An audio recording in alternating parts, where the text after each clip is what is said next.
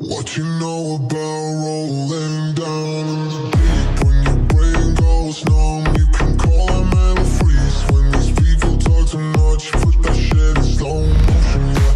I feel like an astronaut in the ocean, yeah. What you know about rolling down in the deep? When your brain goes numb, you can call a mental freeze. When these people talk too much, put that shit in slow motion, yeah. I feel like an astronaut. She says that I'm cool. I'm like, yeah, that's true. I believe in G-O-D. Don't believe in T-H-O-D. She keep playing me down. I'ma play her for fun. Don't really know my mental. Let me give you the... Hi, this is John Cullen. Welcome to another episode of Webb of Deception. I'm joined once again by my co-host, Jason Goodman. Jason, thanks for joining me here on Webb of Deception. Hey, John. I'm glad we decided not to end it. Hey, by the way, do people, because sometimes there's people who are interested in some topics and not other. Is this the first Web of Deception where you are John Cullen revealed? No, first Web of Deception. Yeah, last week we did the the director's commentary on the video. Right, Thailand. Yeah, and I wasn't wearing the glasses, but this is the first Web of Deception without the hat and the glasses. Yeah. So there you go. Maybe people don't know, but they should check out subscribestar.com/I am John Cullen, patreon.com/I am John Cullen, all the sponsorship channels. Indeed, and they should go over to odyssey.com/crowdsource the truth, crowdsource the truth.substack.com, Subscribestar, Patreon, all that stuff. It's great. Indeed. So what I wanted to do in this episode of Web of Deception is start trying to tie all this together. This is the 18th episode that we've done. Yeah. And we've got such an incredible cast of characters on the thumbnail. And we've done so many episodes already that kind of lead into this, because it seems that this is sort of the main mechanism and the main tactic that these guys have been using is this lawfare. And as a result, you got Mr. Miyagi'd. It's like, who knew that, a guy from NYU film school, might have just as well spent 3 or 4 years over at NYU law school. So they end up Mr. Miyagi'ing you. You end up getting basically an education in law, unlike anybody's ever had to do. And now it's in the news. Now, 6 years later, because of what they're doing with Donald Trump, now everybody's talking about lawfare. You've been talking about it since before you came out to visit me in Thailand. Now, because of Donald Trump, everybody's talking about lawfare. And I don't know if anybody has been exposed to or subject to more lawfare in the last 5 or 6 years than you. So you look at, what was there? There was one case against Peter Navarro, and he's in prison. One case against Steve Bannon, he's in prison. You're like, one? I got 9 of them. Come on, bring it. So I think it's important for the audience now to start to understand how all these characters start to come together and the legal web that they start to weave, because this is where even former presidents of the United States, even billionaires, can only do so much in this web. And so why don't you start by taking us through who do we have in the thumbnail? And what I'd like to do is maybe go to your Odyssey channel. After you walk through the thumbnail, maybe we'll go to the Odyssey channel or the Johnny Hoover page and show people the former episodes, because this is where it starts to thread together into a tapestry. So let's start with the thumbnail. Who do we have here? Well, as I'm looking at it, I'm actually remiss in this thumbnail. There's a lot of people who I should have included that I haven't, but let's explain who we've got here. This is Charles Dunlap Jr. He's, I think, a major general, retired from the Air Force, and he is basically the guy who has codified lawfare. You know, everybody thinks it's like a buzzword that you're hearing. Like you said, it's in the news now, you know, and obviously Trump is sitting there in court all pissed off, weaponized court. We get it. But you're right. We're going to talk in detail about what it is. And this guy here, Charles Dunlap, he says it's a 21st century weapon of war. So, you know, he's written papers about it and stuff. We'll look at that and talk about that. We've previously spoken about Valerie Caproni. She's been the FBI general counsel. She was an assistant U.S. attorney in the Eastern District of New York, where she pumped out real winners like Andrew Weissman, who in his own book says Valerie Caproni is his mentor. He signs a cooperation agreement with Felix Sater. Sater is a Russian mafia figure and a felon convicted of felony assault in 1998. Allegedly with the mafia, but the conviction we know for sure. He's right? admitted to that. No, he's he admitted to the mafia stuff. thing? Yeah. Oh, And okay. convicted of, you know, all kinds of money laundering schemes and stuff. But the point is, you know, these people are all associated, you know, since 1998, before I ever knew them. And of course, lawfare is not just a buzzword. It's an institute. This is Ben Wittes. He is the director of the 501c3 Public Charity Lawfare Institute. And of course, Adam We're going Sharp. to take a closer look. We're going to take a closer look at the Lawfare Institute in this show. Now, hang on, because Ben Wittes is a name that a lot of people associate with the Brookings, right? Brookings Institute. And so I guess Brookings doesn't pay that well, so he's got two jobs, or he's Jamaican. What do we got here? What's the story? Making a lot of money from stealing these nonprofit funds. Why does he need two jobs? He's working at Brookings and he's doing this lawfare thing. Doesn't he also do that really strange podcast with that other dude and a chick, and it's called Stop In for Cheese or something? What the hell? Yeah, he's got there was some some strange YouTube podcast that was weird. It was like him, a girl, some other guy, and we tried to get their attention one day in the chat, and nothing. Not having it.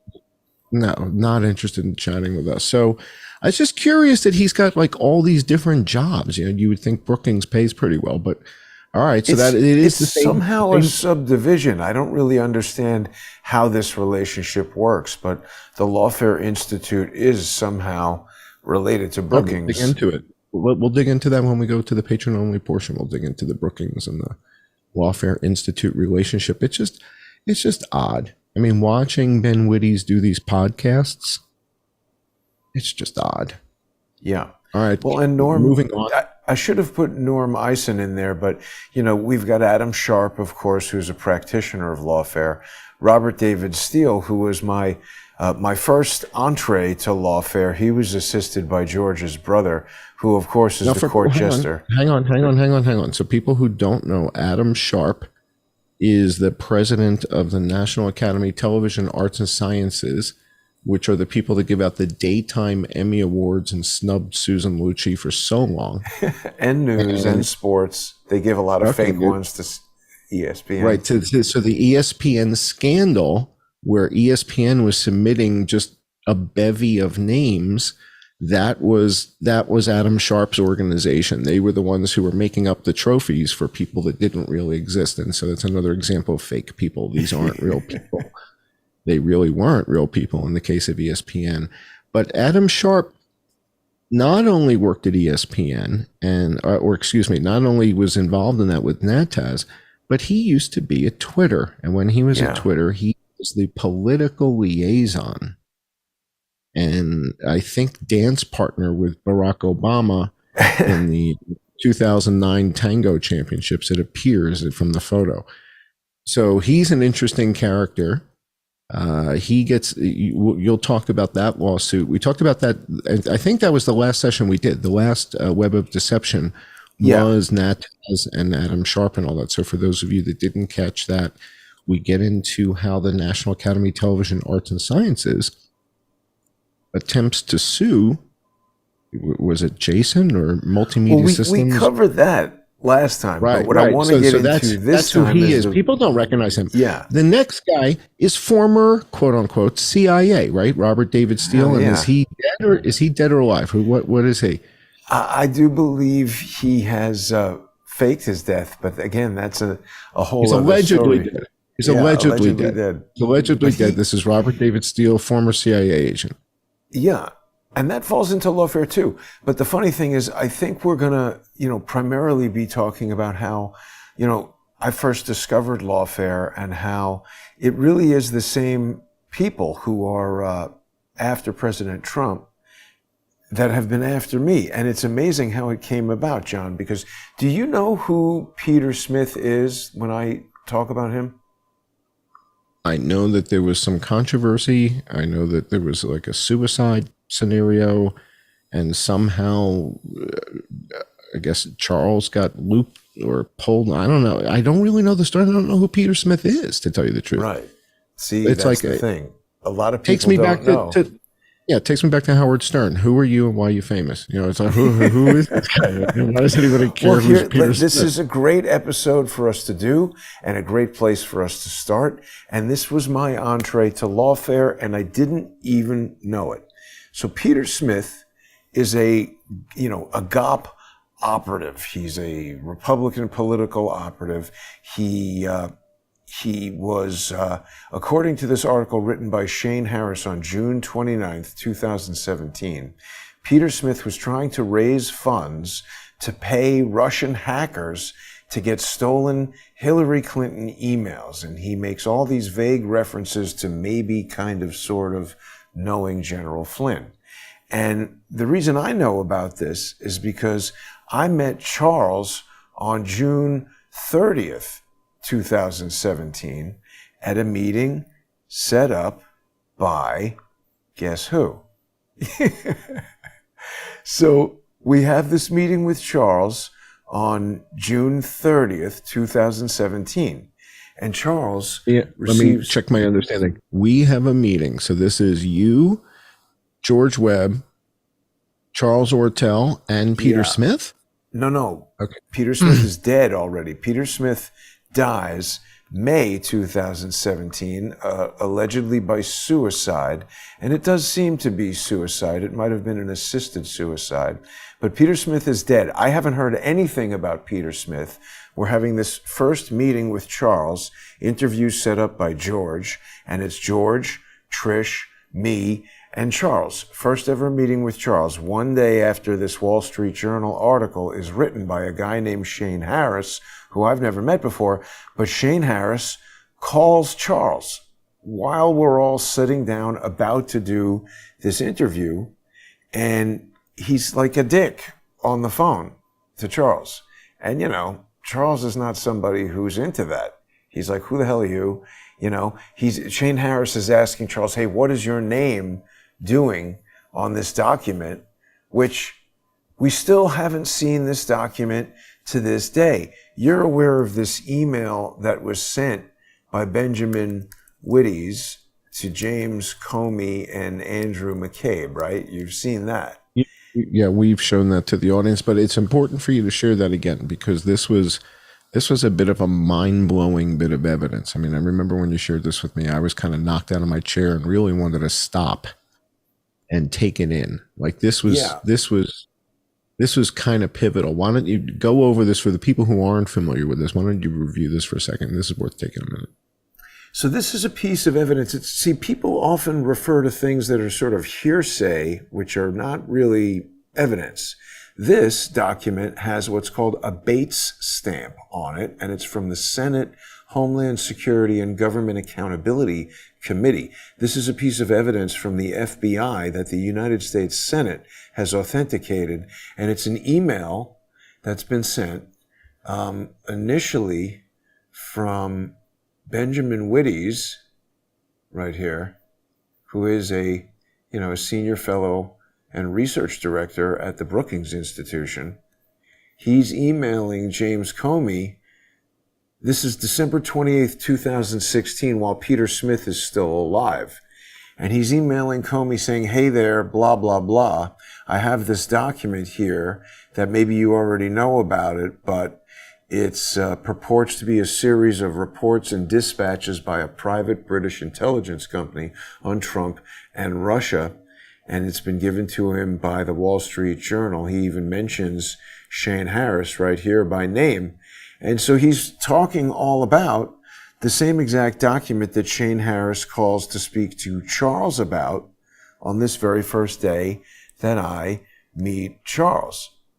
And you know, it's a whole lot of intrigue because I didn't know anything about Lawfare or Peter Smith or Benjamin Wittes or any of that. But they have this nonprofit Lawfare Institute. We'll look at that on the sponsor exclusive segment. That's more deep dive material. Let me ask you a quick question. So the article that you pulled up a second ago that talks about this, you were showing us just a minute ago, an article with a picture of General Flynn. Does that talk about the fact that Peter Smith is dead? Does it mention that? It just says Peter Smith, Absolutely, the former. It's all about that. It does. Okay. All right. That's so laying it out that he's committed. That's where it's telling you that he's committed suicide. Here we go. Yeah. So this is telling you that, oh, you know, he's looking for these emails and he committed suicide in a hotel. And there was a note that said, oh, no foul play. Just give my family the life insurance money. I mean, it's the most bizarre, ridiculous thing. And then Chris Boozy, I didn't know this until years later, but Chris Boozy is commenting on Shane Harris's Twitter saying, ooh, this is suspicious. So how the hell do all these guys know each other? Then they get involved in lawsuits with me. They're working for the Lawfare Institute, writing articles for the Lawfare Institute. And I mean, I didn't kill my wife, but if I did, this is how I would do it. This is how I would do it. Yeah. There's a lot of evidence coming out now about OJ. Did you know that? There's this guy, Todd. No. All right, but hang on. Let's stay on topic with this because I'm still trying to comprehend this and take all this stuff in. So you're getting ready to sit down for an interview. It's you, Trish, George Webb, and you're just getting introduced to Charles. So it's the first time with Charles. It's at your apartment, I'm guessing, right? No. It's where you're World Financial Center down in Public by the boats. Okay. I know the area well. I know it very well. And Charles gets a phone call. Now, is Shane Harris like Vice or Vox or one of those? Is he one of those key guys? Who is Shane Harris? Who is this guy? Wall Street Journal at that time and now Washington Post. But I mean, that's what I'm saying. It's not like it's like Cy Hirsch or Carl Bernstein or somebody like calls you up and you know who he is. Charles is like, you know, who the hell are you calling me up saying all this stuff? He's got some document that says that Charles is involved. So this is this document that is the demonstrative, pedagogical. We did eventually get some pages of it. Right. That guy, Jonathan Sagagobian, sent me pages of it. Did I ever release that to people? I mean, the thing is, this is like the years-long mystery that started it all. And it literally is the Lawfare Institute that did it. Now, actually, see, finding this original Charles video, how do I do it? Because there's so many Charles videos here. I think it was called Meet Charles Ortel. But the point is, we're down at the World Financial Center just speaking to Charles, and he gets this phone call. And, I mean, you know, it seems very set up now in retrospect, because George knew we were down there. It was days after this Port of Charleston thing happened. Charles was doing all this research into the Clinton Foundation, and that was going to bleed into the Obama Foundation. See, what's important about what Charles has done is that he basically uncovered that the Clintons were using this particular series of tactics to engage in charity fraud, to have these 501c3 charities that can have all kinds of identity duplexed, you know, similar sounding names with multiple bank accounts where all kinds of deposits can be made in confusing accounting, and they control the IRS and they never get investigated, and they can just launder and steal tons and tons of money like that. And Charles, I think, originally sort of was talking about this, about the Clinton Foundation at a time when not too many other people understood that this was a thing. And what we've learned in the 7 years since, you know, we were approaching Charles to interview him about this, about his research into the charity frauds at the Clinton Foundation. Nobody understood what was going on at that time. And he articulated all that. And what we've learned since then is that it's not just the Clinton Foundation. It seems to be an entire underground financial network of criminals who fund their activities through nonprofits, including the Lawfare Institute and the National Academy of Television Arts and Sciences. I mean, millions of dollars have been spent trying to destroy, crowdsource the truth, and these guys are able to do it with funds that are subsidized by taxpayers. It's outrageous. I was watching an episode that you did with Charles where you guys were digging into, what is it, Matt Schlapp? What's his name? Yeah, Matt Schlapp. His organization? Matt Schlapp's organization. And what a mess the accounting was. And I was watching the episode, and Charles is like, yeah, if you turn to page 16 and you go to the little box that says 5617A, right. Whoa, man, he was on top of it. It was amazing. And just when he pulled the curtain back, it's like, oh my God, this is a house of cards. This is wild. There's nothing here. It was crazy. So, and didn't Charles write a book about GE? Didn't he? Well, I don't know if he wrote a book about it, but he was the one who discovered that there was accounting fraud going on at GE. So that's the thing. It's like, as I'm getting older, I'm realizing that you look back and it's like, whoa, that was 20 years ago. But to Charles, it was like he remembers when new types of like derivatives were coming out and different kinds of trading, like when they transitioned from people screaming on the trading floor to computers doing it and all that.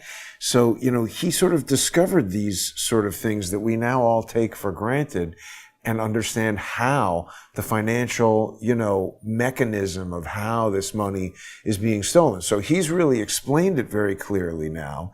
And over the 7 years that he and I have known each other since this episode started, this whole lawfare, and it's the Lawfare Institute, by the way, that's after me. It's these people specifically that are trying to, jam me up. Felix Sater, remember, was the only other client of Jonathan Snyder, my attorney in the lawsuit with the Emmys. So this is a tight-knit crew of people who have done a lot of very specific things that Jonathan Snyder's not on the thumbnail, but Jonathan Snyder's another character.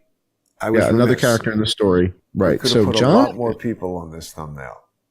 He was your attorney, but he was, and then he backs out of the picture. Help people understand what happened there. That was a little bit odd. Well, I mean, when we want to talk about lawfare as a verb, as an activity, there's a bunch of different things that people want to achieve in lawfare, and controlling your attorney is a key to lawfare. Like, look at Michael Cohen. He's turned on Trump. I think there's evidence that suggests that he might have been setting Trump up from the beginning. And again, that's a key move in lawfare. But this is Jonathan Snyder. He was introduced to me by Jared Beck, who, in retrospect, was introduced to me by George Webb. So that's interesting. And I forgot about that because, introduced to me by George Webb, it was just a story we were covering together. And years after I never spoke to George anymore, I still communicated with Jared and Elizabeth Beck and considered them friends and everything. And when I got this lawsuit against a company that I thought was going to be construed as my company, I called Jared and he recommended I get this lawyer. Really what he should have said, what Snyder should have said was, oh, you haven't been served yet, so don't do anything until you're served. This is not legal advice and I'm not an attorney, but that would have been sound advice instead of going headlong into this lawsuit. And then, yes, he ultimately withdrew, left me in a very, very bad situation. But his client was Felix Sater, who in 1998, Felix Sater signed a cooperation agreement.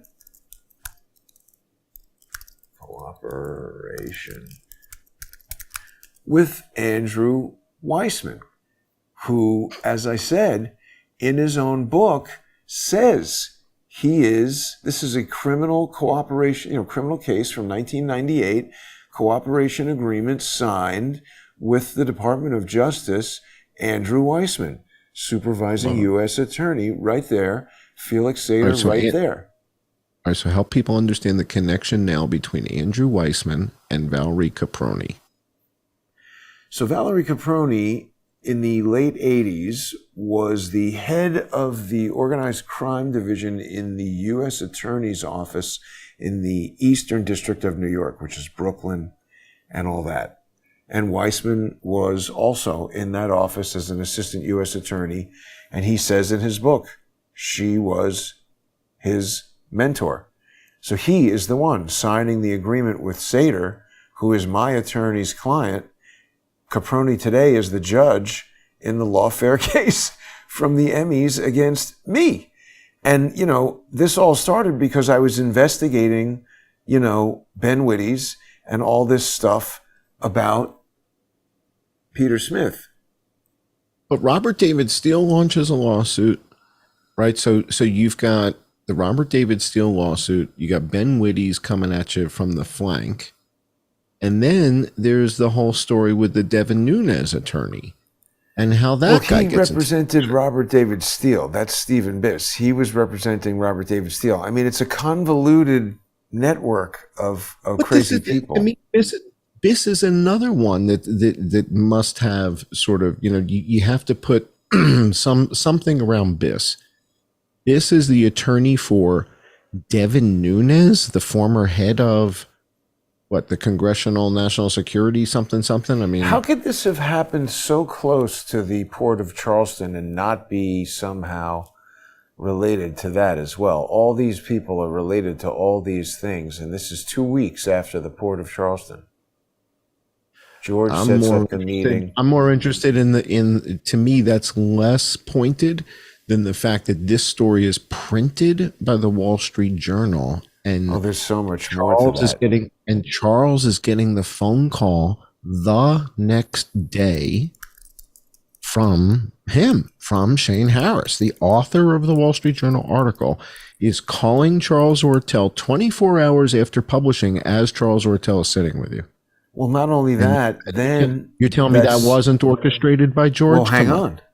And the same day that we meet Charles, hours later, so Friday, June 30th, Matt Tate writes for Lawfare.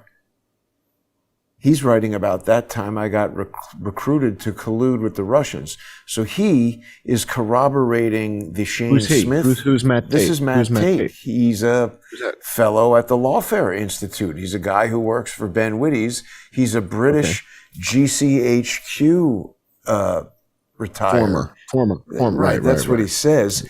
But he's like 30 at the time of this. Oh, yeah, I know. Why would he retire at 30? I don't think any of them are retired. All right, so this is interesting. So all this is happening. Charles gets the phone call. Charles gets agitated because he's like, "Who the hell are you? What the hell are you talking about? Get out of here." They're trying to frame Charles as being involved with Peter Smith because remember, after they're trying to set it up so that Charles is telling Corsi to do something with WikiLeaks. This is when they're trying to jam Trump up with the Mueller investigation. And Andrew Weissman first signs an agreement with Felix Sater in 1998 when he's an assistant U.S. attorney, and Sater is a felon. He's a felony assault convict. And so they say, okay, you can sign this agreement with us and become a confidential human informant for the FBI. I love that. I love that you have the receipts, but I'm afraid we're running out of time here. We're going to have to pick up this conversation over with our patrons.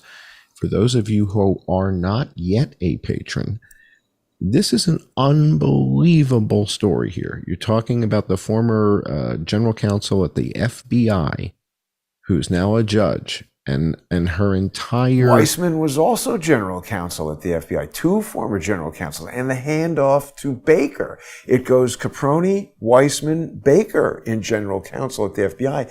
That all goes to Twitter. And remember, Adam Sharp is suing me. I'm bringing out all this Twitter stuff. This also goes into the Elon Musk lawsuit. I mean, it's an amazing lawfare nest. Lawfare, counter lawfare. It's astounding. It's wild. And once again, I really think that this Devin Nunes attorney, the guy who had the stroke, the Stephen Biss guy, is another fascinating character. And we have to really dig into him, but we're out of time. So for those of you who've been sponsoring me and not yet sponsoring Jason, please head over to either subscribestar.com or patreon.com/crowdsource the truth, or go to odyssey.com/@crowdsource the truth, where he's got all the legacy material. It's just an unbelievable library of videos there. And if you're not yet supporting me, you know where to go. There's only 2 choices. So do the right thing. I'm John Cohen. This has been Web of Deception. Thanks for joining.